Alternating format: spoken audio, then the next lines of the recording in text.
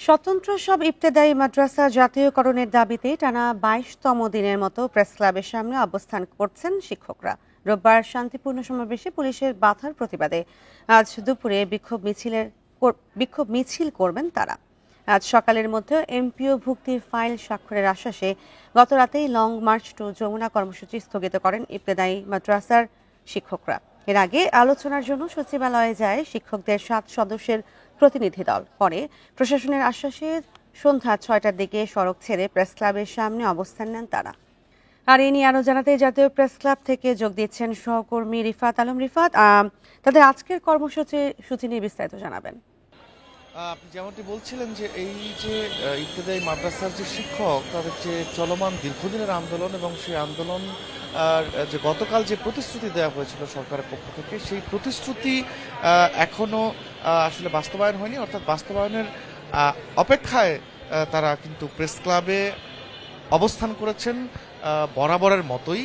এবং তাদের সাথে আমার কথা হয়েছে, তারা বলেছেন যে দীর্ঘ যে আন্দোলন তারা করেছেন, সংগ্রাম করেছেন, তার পরিপ্রেক্ষিতে গতকালকের যেই যমুনা লং মার্চ এবং সরকারের পক্ষ থেকে তাদের প্রতিনিধিদের যে আলোচনা হয়েছে সেই আলোচনায় তাদেরকে যে প্রতিশ্রুতি দেওয়া হয়েছে যে আজকে তাদের এই যে বিষয়, তাদের যে আন্দোলনের যে বিষয়টি, যে দাবিটি অর্থাৎ জাতীয়করণ করা, সেই জাতীয়করণের বিষয়ে আজকে প্রজ্ঞাপন দেওয়া হবে, সেই অপেক্ষায় কিন্তু তারা রয়েছেন। তবে তারা বলেছেন যে দীর্ঘ সময় যে আমলাতান্ত্রিক জটিলতা ছিল, সেই আমলাতান্ত্রিক জটিলতার কারণে কিন্তু তাদের এই দাবিটি পূরণ করা হয়নি। যদিও এই দাবির অর্থাৎ অন্তর্বর্তী সরকারের সময়কালীন গত জানুয়ারি মাসেই এই দাবির পরিপ্রেক্ষিতে সরকারের পক্ষ থেকে বলা হয়েছিল যে তাদের যেই ইবতেদায়ী যে মাদ্রাসাগুলো রয়েছে, অর্থাৎ অনুদানভুক্ত যে মাদ্রাসাগুলো রয়েছে সেগুলোকে